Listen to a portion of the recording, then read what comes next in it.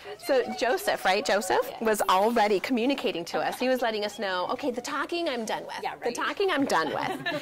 And then we could sense that, right? As parents, we start to sense that. And then what do? Sometimes you have to like check like, oh, okay, they're bored. We need to do something different. Signing is an easy way to just take care of boredom. Super, super easy way to be like, oh, okay, look, I'll talk to you.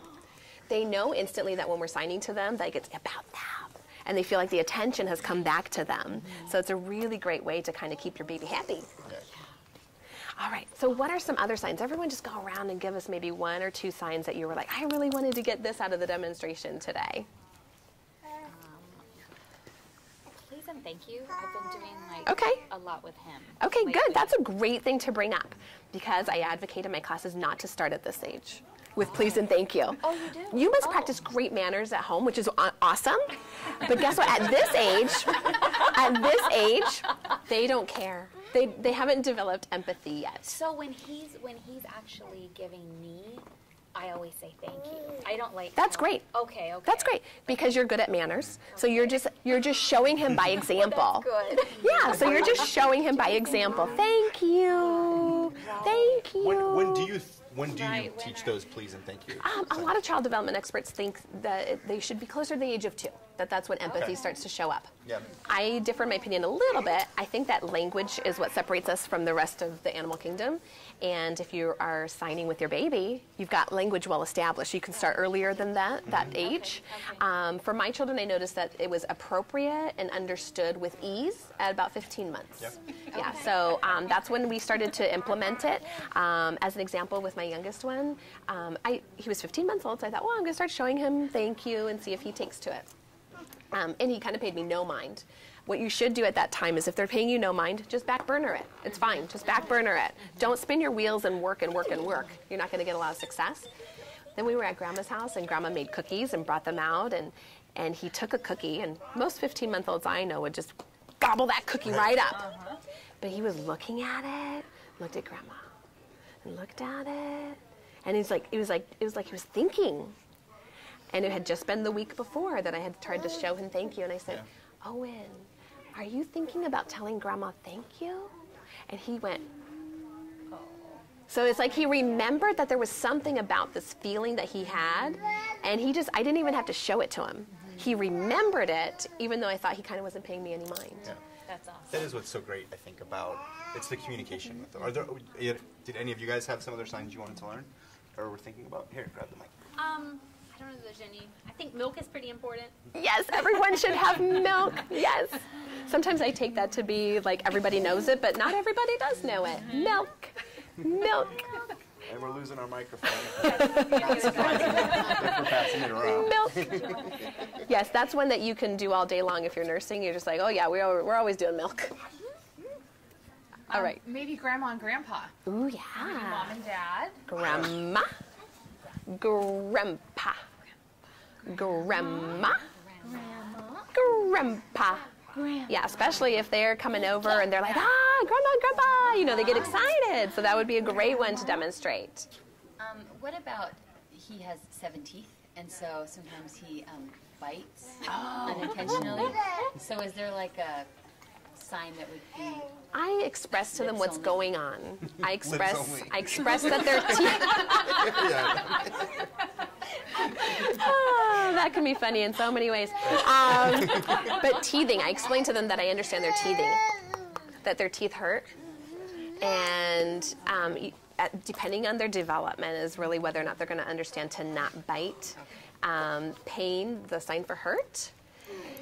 How you've got to go about demonstrating hurt in the beginning is they have to have gotten hurt, so they really understand what it is that you're showing them. So when they start crawling and they start walking, you get lots of opportunities because they get hurt a lot. But don't expect that you can have them accidentally bite you and you could be like, that hurts me. Granted, you'll have the facial expression that matches, and they do learn a lot from watching the facial expression. But if it didn't happen in here, they don't quite grasp it. They don't quite grasp it. So I can just tell you the best thing that my doula told me is it during nursing. Is that when it's happening? Well, random. just excited he might. Okay, gotcha. It's like my arm to bite. Yeah. So my doula told me, and it worked really well when I implemented it, as best as you can, don't react. If you react, they are curious and they become little scientists. And they wonder, like, what caused that reaction? What caused that reaction? The best thing to do is try not to react and just give some space. And that's what I did with my second and my third. And it worked really well. I'd just be like, I think you just need to see Dad for just a second. Take a breath. And then I would just kind of let them know before I took them back to the breast. I say, you're teething. I know you're teething. I know you're teething. And then they kind of got it just from that natural consequence of having to be removed for a minute. You need to regain your composure and put them back to the breast. So that was a perfect thing that my doula gave to me. And it helps to have the signs because it'll become more clear to them. Cool. So as we're wrapping it up, is there anything else you want to just make sure to get across about baby sign language or about your site or anything? It's fun. It's for everybody. Yeah. We're producing a webinar right now, and it should be ready before summer hits. So definitely visit our website and get on our mailing list, and you'll get more secrets to the success of baby sign language. What's your website? sign4baby.com. Nice. Yeah, definitely make sure to visit, and we'll link to that from our page as well for Your Natural Baby Fair. And we also had Joanne on as a guest recently on the Parent Savers podcast. For those of you who are watching for Parent Savers or the Boob Group or Preggy Pals, we actually have a deal. If you're watching this, you can enter, I want to make sure I get this code right, YNBF2013, and you get 50% off of all of our club memberships. That gets you access to all of our archived episodes, as well as some great bonus content when we do talk to the experts. All this is on parentsavers.com, as well as New Mommy Media, because you definitely want to check out the Boob Group and Preggy Pals as well. Thank you so much, everyone, for joining us. How great were these boys? You were so happy. You were so happy. All right. Thanks so much.